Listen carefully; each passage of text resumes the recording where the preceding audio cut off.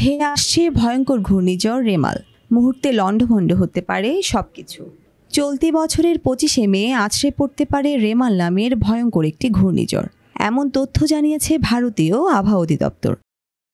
ভারতীয় আবহাওয়া অফিস হিন্দুস্তান টাইমসের বরাতে এক প্রতিবেদনে জানিয়েছে, আগামী 24শে মে বঙ্গোপসাগর থেকে শক্তি বাড়িয়ে একটি ঘূর্ণিঝড় স্থলভাগের দিকে ধেয়ে আসতে পারে। বঙ্গোপসাগরের ঘূর্ণিঝড়টি পূর্ণ রূপ নিলে এর নাম হবে রেমাল। এই নামটি দিয়েছে মধ্যপ্রাচ্যের দেশ ওমান। পূর্বাভাস অনুযায়ী চলতি মে মাসে বঙ্গোপসাগরে 2টি নিম্নচাপ সৃষ্টি হতে পারে।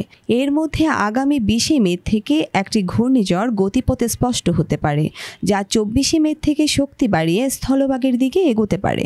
তবে কোথায় কত গতিতে এই ঘূর্ণিঝড় আঘাত হানতে পারে তা এখনও বলা যাচ্ছে না। তবে অনুমান করা হচ্ছে আগামী 25শে মে সন্ধ্যার পর এই ঘূর্ণিঝড় ভারতের পশ্চিমবঙ্গ ও বাংলাদেশের উপকূলে আছড়ে পড়তে পারে।